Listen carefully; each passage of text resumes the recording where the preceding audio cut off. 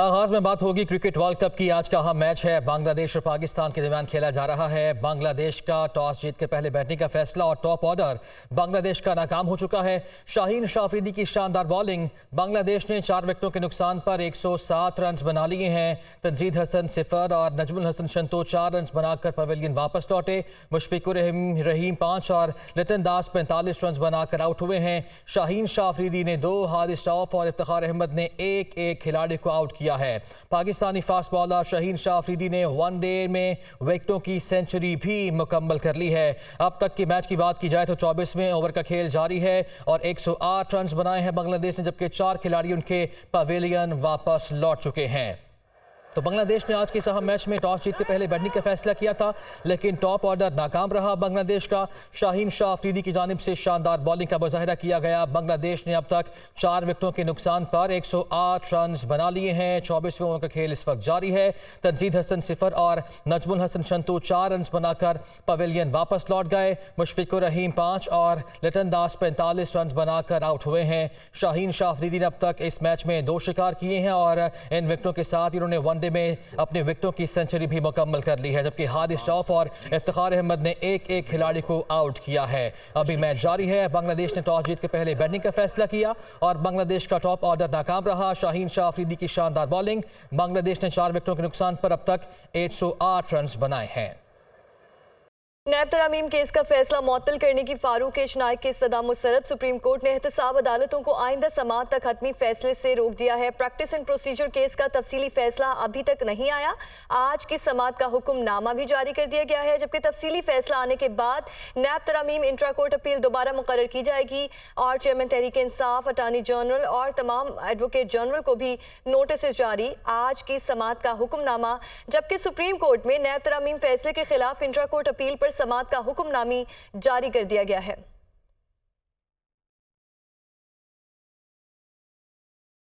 उधर एहतसाब अदालत लाहौर ने शहबाज शरीफ और हमजा शहबाज को तलब कर लिया। अदालत ने रमजान शुगर मिल्स रेफरेंस में 29 नवंबर को तलब किया है। तफसीलात जानते हैं लाहौर से हमारे नुमाइंदे मोहम्मद अशफाक हमारे साथ मौजूद हैं। अशफाक, बताइएगा।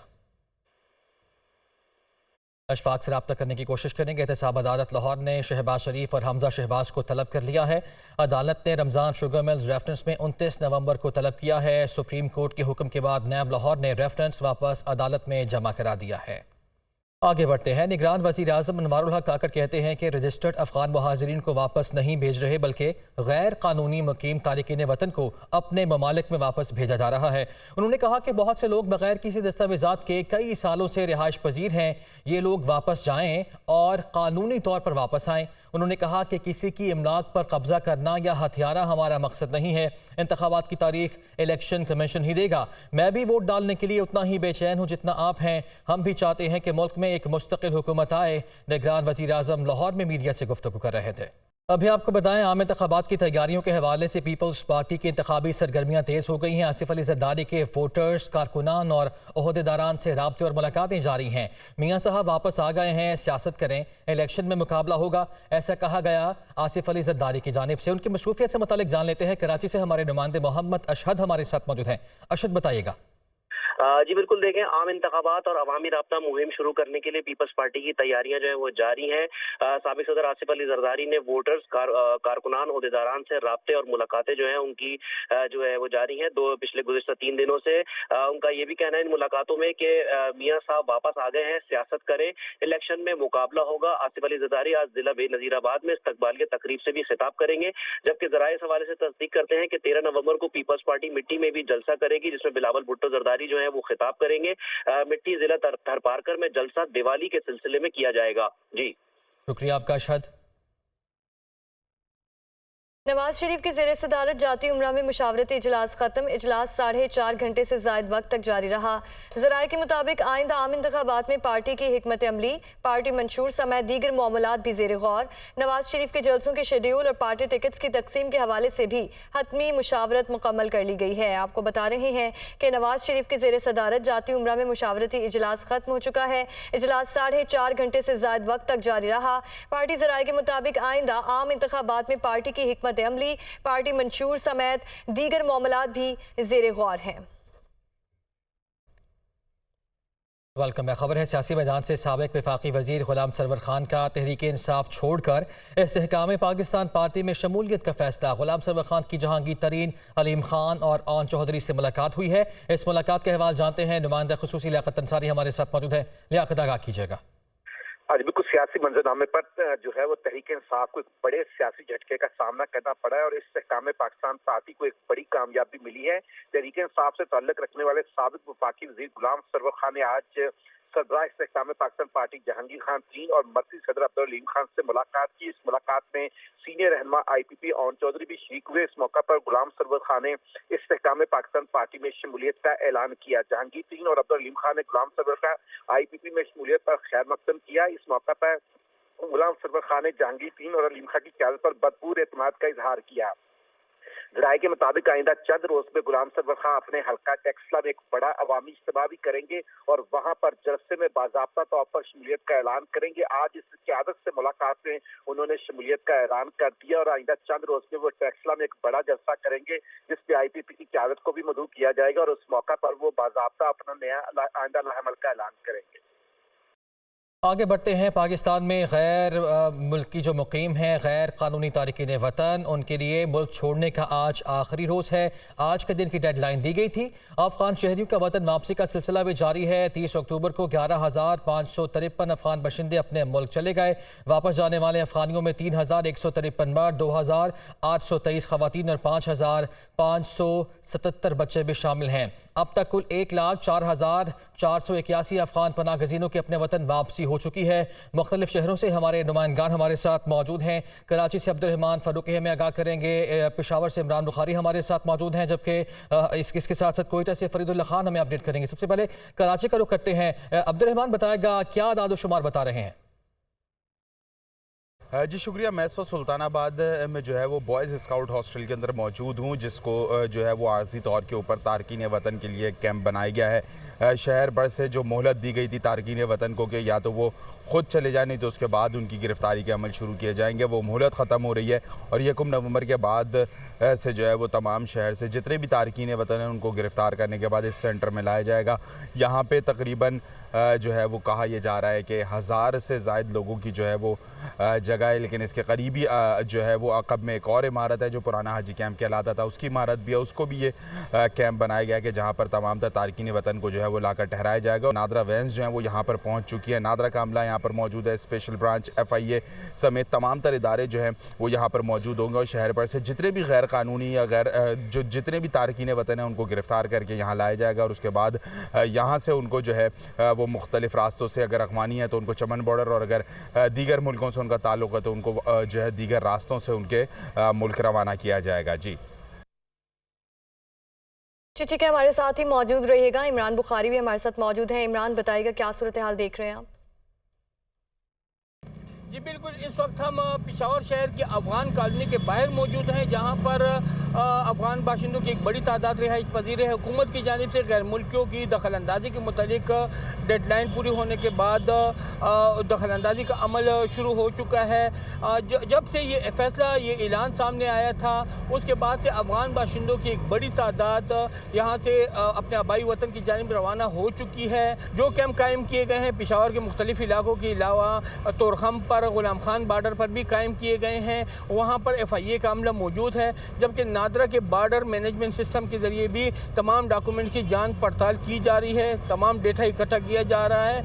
लाखों की तादाद में गैर मुल्की यहाँ पर पेशावर में, सूबा खैबर पख्तूनख्वा में रिहाइश पजीर हैं। उनकी तकरीबन फहरिस्त तैयार हो चुकी है, निशानदही कर ली गई है, जबकि ऐसे अफराद जिन्होंने जेली शनाख्ती कार्ड बनाए हुए हैं उनकी भी कसीर तादाद की निशानदही हो चुकी है। इस हवाले से भी इकदाम किए जा रहे हैं। इस हवाले से भी इकदाम किए जा रहे हैं। इमरान साथ ही मौजूद रहेगा। कोयटा का रुख कर लेते हैं। फरीदुल्लाह खान हमारे साथ मौजूद हैं। फरीद, वहाँ पे बताएगा क्या सिस्टम चल रहा है और अब तक कितने जो गैर मुल्की हैं वो वापस जा चुके हैं?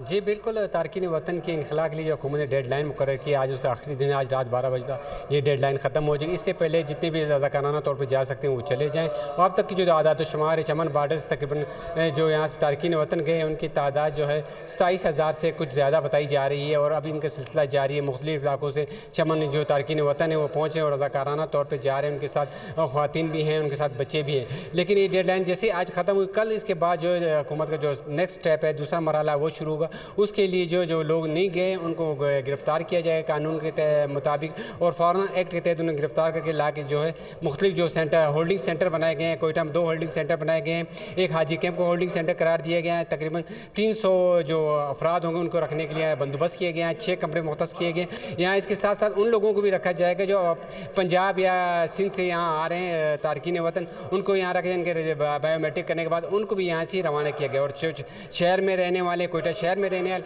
उनको भी गिरफ्तार करने के बाद यहीं लाया जाएगा। इनके बाद जो उनको डिपोर्ट किया जाएगा। जी ठीक है, फरीदुल्लाह हमारे साथ ही मौजूद रहिएगा। तुरखम बॉर्डर 0 पॉइंट पर दुनिया न्यूज़ के नुमाइंदे अली शनवारी मौजूद हैं, उनसे मज़ीद जानते हैं। जी अली, बताएगा वहाँ क्या सूरत हाल है? जी, मैं इस वक्त पाक अफगान बॉर्डर तुरखम 0 पॉइंट पर मौजूद हूँ। यहाँ पर आप मेरे पस मंज़र में देख सकते हैं कि बड़ी तादाद में जो अफगान मुहाजिरीन हैं उनकी वतन वापसी का सिलसिला जारी है। मुल्क के मुख्तलिफ शहरों में जितनी भी गैर मुल्की गैर कानूनी तौर पर मुकीम थे तो उनकी वापसी का सिलसिला जारी है। यहाँ पर आप देख सकते हैं कि जो अफगान मुहाजिरीन और मुल्क के मुख्तलिफ शहरों में गैर कानूनी तौर पर मुकीम थे तो तुरखम बॉर्डर के ज़रिए अफ़गानिस्तान वापस जा रहे हैं। हुकाम का कहना है कि 1 महीने के दौरान तकरीबन 1 लाख से ज़ायद अफ़गान मुहाजिरीन की वतन वापसी हुई है और ये सिलसिला ताहाल जारी है। हुकाम का ये भी कहना था कि 31 अक्टूबर उनके लिए आखिरी डेडलाइन है और उसके बाद अफ़गान मुहाजिरीन या जो दीगर गैर मुल्की है और गैर कानूनी तौर पर मुकीम है तो उनके खिलाफ क्रैकडाउन शुरू किया जाएगा। उनके खिलाफ कानूनी कार्रवाई अमल में लाई जाएगी। जी, उनके खिलाफ कानूनी कार्रवाई अमल में लाई जाएगी। अली शनवारी और हमारे दूसरे नुमाइंदगान तो मुख्तलिफ शहरों से हमारे साथ मौजूद थे। आप सबका शुक्रिया अदा करेंगे। और गैर कानूनी मुकीम गैर मुल्कियों की डेडलाइन का आज आखिरी रोज़ है। निगरान वज़ीर दाखिला की जानिब से कहा गया है गैर कानूनी मुकीम गैर मुल्कियों के खिलाफ कल से ऑपरेशन शुरू होने जा रहा है। कल से गैर कानूनी मुकीम गैर मुल्कियों को कैंपों में भेजकर 2 नवंबर से वापस भेजा जाएगा। सरफराज बुगटी ने मजीद कहा कि पाकिस्तान वाहिद मुल्क है जिसने लंबे अरसे तक गैर मुल्कियों की मेहमान नवाजी की है। आपको बता रहे हैं कि गैर कानूनी मुकीम गैर मुल्कियों की डेडलाइन का आज आखिरी रोज़ है। नवंबर एक डेडलाइन थी इलीगल एलियंस के लिए, दैट इज़ टुमारो। कल तक उनके वॉलंटियर रिटर्न का डेट है और फ्रॉम 2 ऑनवर्ड हमारा ज़ाहिर है ये बड़ा लेंथी ग्रेजुअल ऑपरेशन जो है वो स्टार्ट होने जा रहा है। देखें, पाकिस्तान दुनिया का वाहिद मुल्क है जिसने सबसे ज़्यादा रेफ्यूजीज़ की इतने बड़े अरसे तक उनकी मेहमान नवाजी की है। आज भी जो रेफ्यूजीज़ हैं जिनका रेफ्यूजी स्टेटस है वो हमारे प्लान ए का हिस्सा नहीं है। कोई भी एक रेफ्यूजी को हम यहाँ से पाकिस्तान से डिपोर्ट नहीं कर रहे हैं। ये वो लोग जाएंगे पाकिस्तान से जो कम्प्लीटली इलीगल हैं, जिनके पास कोई ट्रैवल डॉक्यूमेंट नहीं है, एलियंस हैं, वो अपने अपने मुल्क में डिपोर्ट होंगे, वो जिस मुल्क से आए हैं। और उस पर 2 नवंबर ऑनवर्ड जो है वो हमारे होल्डिंग सेंटर्स में चले जाएंगे। वहाँ होल्डिंग सेंटर्स में we will keep them for 2 days, for 3 days, will try to provide them food and health facilities. और उसके बाद फिर हम उनको हमारी मर्ज़ी के बॉर्डर पे डिपोर्ट करेंगे, जहाँ हम अपनी सिक्योरिटी को देखेंगे, हम अपनी सहूलत को देखेंगे। रियासत की मर्ज़ी होगी कि उनको हम चमन से भेजें, उनको हम तुरखम से भेजें, या उनको हम नौशकी से भेजें, या उनको हम ईरानियन बॉर्डर्स पे जो जिधर भी है, जिस भी बॉर्डर पे, that will be our choice. तो मेरी एक बार फिर वॉलंटियर रिटर्न जो है उसके 2 दिन रह गए, आज का दिन है और कल का दिन है। तो जो वॉलंटियर रिटर्न कर रहे हैं उनको ज़्यादा हम इनकरेज कर रहे हैं।